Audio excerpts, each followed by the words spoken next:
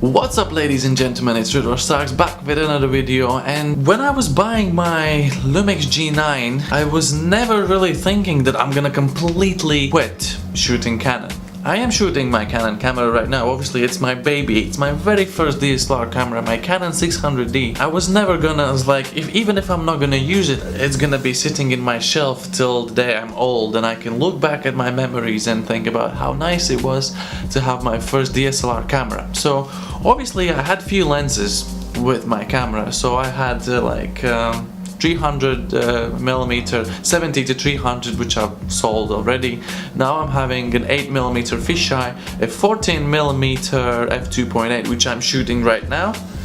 Yeah, 14mm f2.8, and 50mm Sigma's 50mm f1.4, which you can see here on my Lumix body. So I wanted to talk about how does it actually work if you put a Canon lens for Canon camera, which is for full frame, on a micro four thirds lens. First of all, let's talk about how it's actually possible. So you see this is my Lumix with the M43 mount, and here you can see this little magical thing.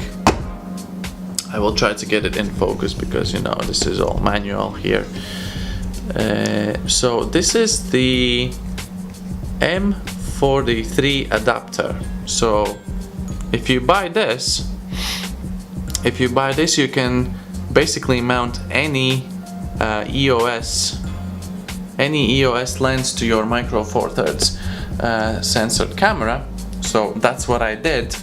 And I did a little research online on different sensor sizes. As you know, a crop sensor from full frame sensor is 1.6 times smaller. But how much smaller is micro four thirds versus the full frame? As you can see, this is the Sigma's 50, and this is definitely for a full frame. You can see just by how massive the mount is.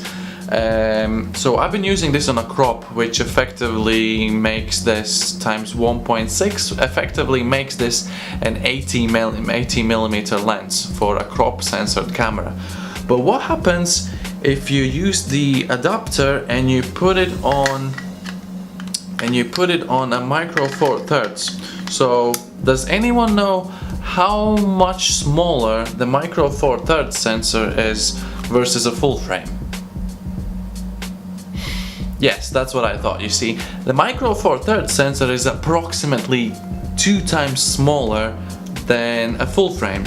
If you put a 50mm lens like this on a micro four thirds, it effectively becomes a 100mm lens because of the smaller sensor size. And can I just say, I was thinking, I'm gonna try with this cheap adapter, which is like 13 pounds, which is like less than $10, right? I'm gonna link some of them in the description if you want to try. I was thinking it's gonna be a pain in the ass to do manual focusing with F1.4, because obviously this adapter is manual. If you want to buy like the adapter with electronic contacts, so you can actually control the lens with automatic focus, and you can change the aperture, that costs like 10 times more, like 135 pounds, like $140. And so yeah, and I was thinking it's gonna be a pain in the ass with focusing, because I remember I was shooting on Canon trying to do a manual focusing with shallow depth of field through the viewfinder. For me with glasses was never gonna work. Like, it's just like, just go home, don't even try. First time I tried it on my Lumix, and I was just absolutely staggered. As soon as you turn on the manual focus, well, basically it's manual because like the camera cannot find any electronic connection with the lens, and the first thing the camera says when you turn on it with the manual lens, the first thing it asks is current focal length settings, and it actually makes you to tell you like how long lens you're put on the camera. So if you just go to the settings and you tell the camera I'm using a 50mm right now, I don't know why is that useful, but like camera asks you what kind of lens you're using on, if it doesn't have any electronic contacts. And then the best thing I've ever imagined to have with electronic viewfinder and with mirrorless camera in general, when you're doing manual focusing, it sort of shows like a blue stuff on edges on where the focus is, so it makes manual focusing so much more easier. You get sharp photos easily. Like my Canon camera with automatic focus with this lens had a little bad habit. It did a little bit of a back focusing, so whenever the camera said something's in focus, I had to move forward slightly to actually be in the focus. So I did like tweaking and manual lens adjustments and stuff like that. It never really worked, and at the end I actually realized that focusing to the live view with the Canon, it actually made photos much sharper, like it nailed the focus much better. But on this one, the manual focusing is so much more easier. I mean, that blue stuff, whatever you see on the screen, like it goes on the edges, wherever you focus it shows up, and like I've had some pretty cool photos with this lens that I'm gonna show you now.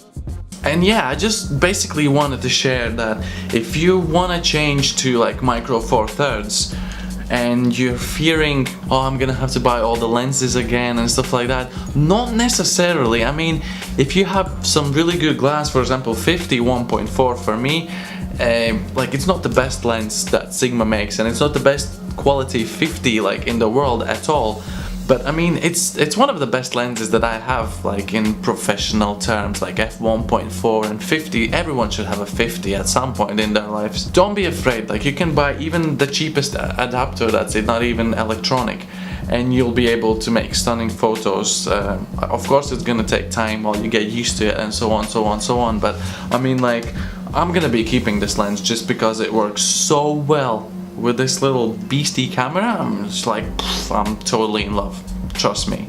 So yeah, this is basically my own little review and like my opinion about using a full frame lens on a Micro Four Thirds body, and the 100mm equivalent focal length actually gives you some really nice bokeh, and it's gonna be really good for portraits and detail shots and stuff like that. And with the built-in image stabilization in the camera, you could actually even try and shoot some B-roll shots handheld even with this lens. I've not done it yet, but I think I'm gonna try, so I think it could look pretty good. A little disclaimer, if you want to change the aperture on this lens, then you have to put it on a Canon camera, then you change the aperture, shut off the camera, and I believe the aperture is gonna stay wherever you left it, and then you can put it on this camera. Otherwise, this is 100% of the time it's wide open 1.4, which I actually like. And like, if it's gonna be too bright, I can just put on my variable ND filter, so I'm gonna be fine.